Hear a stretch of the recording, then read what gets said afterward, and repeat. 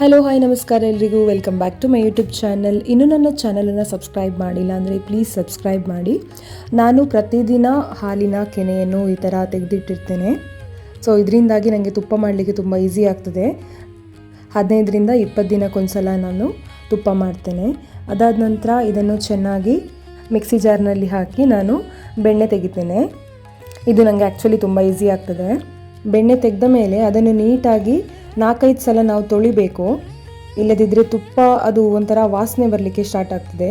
So ಚೆನ್ನಾಗಿ ತೊಳೆದ ನಂತರ ಈ ಥರ ಒಂದು ಬಾಣಲೆಗೆ ಹಾಕಿ ನೀಟಾಗಿ ನಾವು ಕುದಿ ಬರಿಸಬೇಕು.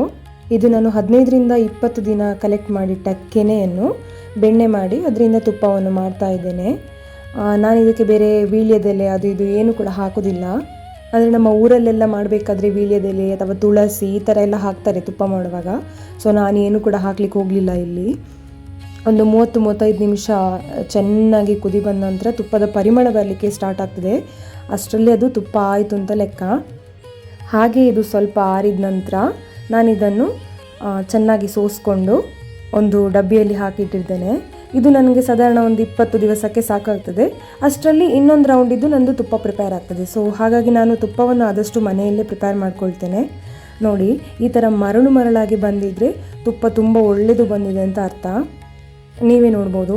ಈ ಥರ ತುಪ್ಪ ಪ್ರಿಪೇರ್ ಮಾಡಿಕೊಂಡು ಇದನ್ನೊಂಚೂರು ಗಂಜಿಗೆ ಹಾಕಿ ಮಕ್ಕಳಿಗೆ ಅಥವಾ ನಾವೇ ಊಟ ಮಾಡಿದರೆ ಸಹ ತುಂಬ ರುಚಿಯಾಗಿರ್ತದೆ.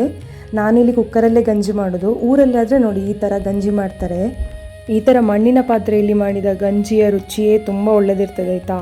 ಸೊ ಇದಕ್ಕೆ ಒಂದು ಸ್ವಲ್ಪ ಉಪ್ಪಿನಕಾಯಿ ಹಾಕಿ ಊಟ ಮಾಡಿದರೆ ಸಾಕಾಗ್ತದೆ.